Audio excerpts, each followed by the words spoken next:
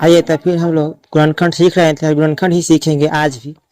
द्विघात समीकरण पढ़ रहे थे और भारतीय वन के बुक से एक्सरसाइज 3 के बी में 16 का 5वां क्वेश्चन आज हम पढ़ेंगे। इसको गुणनखंड विधि से हल करें। गुणनखंड विधि कहने का मतलब होता है कि एग्जाम में 2 तरह से क्वेश्चन आता है। गुणनखंड विधि से भी आता है और दीर्घात सूत्र से भी आता है। दीर्घात सूत्र कहेगा तो दीर्घात सूत्र से बनाएंगे और गुणनखंड विधि कहेगा तो गुणनखंड विधि से। दीर्घात सूत्र से बनाना आसान होता है, तो आइए हम लोग गुणनखंड विधि से ही सीखते हैं। और ये गुणनखंड आपको 8 क्लास, 9th क्लास और 7th क्लास के भी बच्चों को भी पढ़ना होता है। तो आइए हम लोग सीखते हैं कि गुणनखंड कैसे बनता है। यहाँ से भी सीख सकते हैं, अदर सर से भी सीख सकते हैं क्या।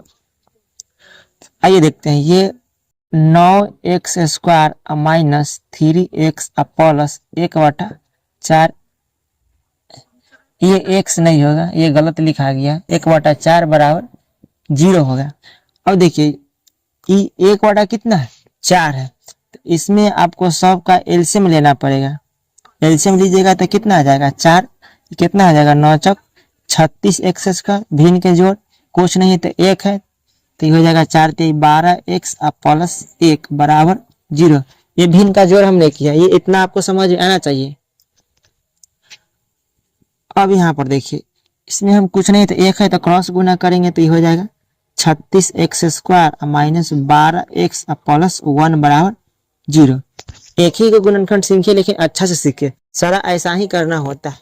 अब देखिए, शुरू में कोई अगर अंक आ जाए, गुणनखंड करते समय शुरू में ये फर्स्ट होता है और लास्ट का मतलब कि अंतिम होता है। तो फर्स्ट में अगर कोई अंक आ जाए तो हम लोग फर्स्ट इंटू लास्ट करते हैं। फर्स्ट इंटू लास्ट करने का मतलब होता है कि फर्स्ट इंटू लास्ट करने का मतलब, तो फर्स्ट में कितना है 36 है, लास्ट में कितना है 1, तो 36 में हम लोग 1 से गुना करेंगे। इंटू के मतलब गुना होता है, तो कितना आएगा रिजल्ट इसका 36 आएगा। 36 आ गया। अब देखिए ये 12 जो देख रहे हैं आप लोग, ये बीच वाले पद, इसको 2 भाग में तोड़ना है। 2 ऐसे भाग में तोड़िए कि गुना करने पर 36 यानी प्लस 36 आना चाहिए। गुना करने पर 36 यानी प्लस 36 आना चाहिए। जोड़ेंगे या घटाएंगे, जोड़ेंगे या घटाएंगे तो कितना चाहिए -12x। तो आपको चेक करना पड़ेगा कि कौन पारा में 36 है। तो चेक कीजिए कि कौन पारा में 36 है। तो 36 कौन पारा में, सर का पढ़िएगा 9 मरतबे तो कितना आ जाएगा 36 आ जाएगा। 9 चौक 36 आ जाएगा, लेकिन 9 और 4 जोड़िएगा तो कितना आ जाएगा 13। हमको लाना है कितना 12, तो ये कैंसिल हो जाएगा, ये सही नहीं बैठा। अब दूसरा का चेक कीजिए, और कौन पारा में 36 आता है। अब देखिए 36 आता है, 6 में 6 से गुना करेंगे तो कितना आ जाएगा 36, और दोनों को जोड़ देंगे तो कितना आ जाएगा 12। लेकिन ध्यान में देना है, प्लस में 36 लाना है और माइनस में 12। तो यहाँ पर देखिए उसी से आ जाएगा।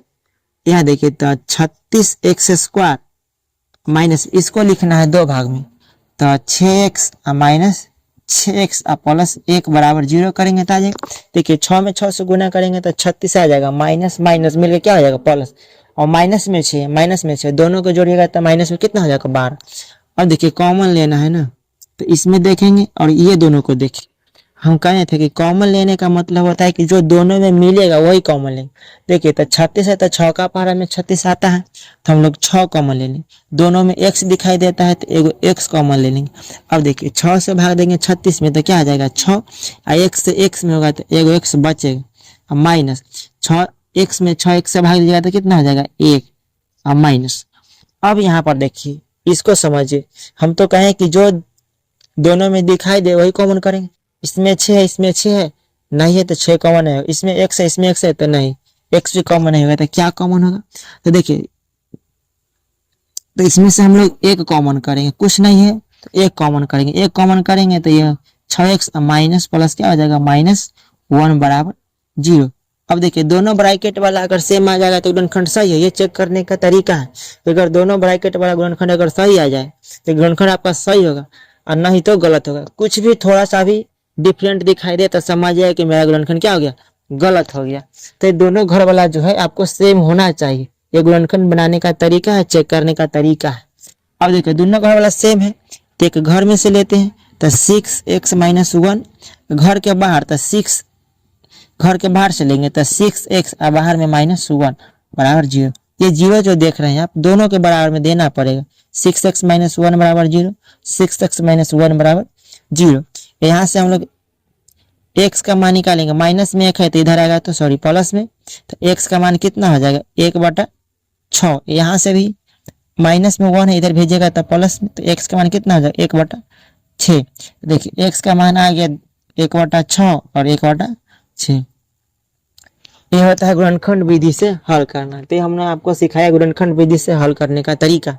तो आज भर इतना ही रहने देते हैं, मिलते हैं नेक्स्ट वीडियो में।